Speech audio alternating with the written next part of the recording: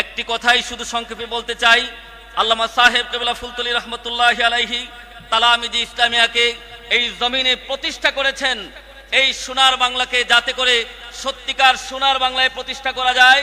আল্লাহ এবং তার রসুলের রঙে সৎ, যোগ্য, আদর্শবান মানুষ প্রতিষ্ঠা করে এই জমিনকে, এই জমিনের মধ্যে যাতে আল্লাহর দ্বীনকে কায়েম করা যায়, সত্যিকার অর্থে বাংলাদেশকে রসুলের রঙে আদর্শিত একটি সোনার বাংলায় প্রতিষ্ঠিত করা যায়। দেশ জাতি আজ চরম ক্রান্তিকাল অতিক্রম করছে।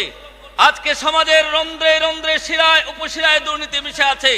আজকে প্রশাসনের সর্বত্র অহরহ দুর্নীতি ছড়িয়ে ছিটিয়ে আছে। এমন একটা সময় আজকের এই সদস্য সম্মেলন থেকে আমাদেরকে দীপ্ত কণ্ঠে অঙ্গীকার নিতে হবে। আজকের তালামিজি ইসলামিয়ার কর্মীরা যেদিন সৎ, যোগ্য, আদর্শবান মানুষ হয়ে এদেশের প্রশাসনে প্রবেশ করবে, এদেশের মন্ত্রণালয়ে যাবে, ইনশাআল্লাহ সেদিন বাংলাদেশের মানুষরা আর কখনো দুর্নীতিগ্রস্ত হবে না। সেদিন বাংলাদেশের মানুষদেরকে 86 টাকার পেট্রোলের লিটার 130 টাকায় আর কেনা লাগবে না। সেজন্য আমাদেরকে মেধার লালন করা লাগবে। আমাদের একটাই স্লোগান, মেধার লালন, উন্নত চরিত্র গঠন, মানবিক যোগ্যতা বিকাশ। আমাদেরকে মেধাবী হওয়া লাগবে। আজকে মেধাবী আছে কিন্তু সৎ, যোগ্য মানুষের বড় অভাব। আজকে প্রশাসনে যারা আছেন তারা যে মেধাবী নন বিষয় না, কিন্তু এমন নয়। আজকে যারা প্রশাসনে আছেন তাদের দিলের ভেতরে যদি আল্লাহর ভয় থাকতো, তাদের মধ্যে যদি রাসূলের আদর্শ থাকতো, তাহলে আমাদের বাংলাদেশে এই চিত্র আমাদেরকে দেখতে হতো না যে একজন সামান্য কেয়ারটেকার কয়েক শত কোটি টাকার মালিক বনে গিয়েছে।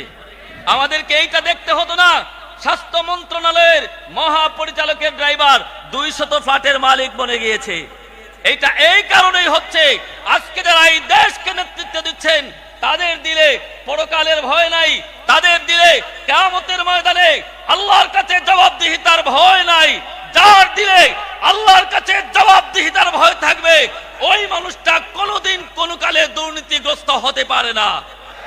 কাজে আসুন আমাদের আজকের স্লোগান হোক, আগামীর বাংলাদেশ সৎ, যোগ্য, আল্লাহওয়ালা, নবী প্রেমিক, আদর্শ মানুষের বাংলাদেশ। আল্লাহ আমাদের সকলকে কবুল করুন। নাসরুম মিনাল্লাহি ফাতহুন করিব ওয়া মা আলাইনা ইল্লাল বালাগ। আসসালামু আলাইকুম ওয়া রাহমাতুল্লাহ।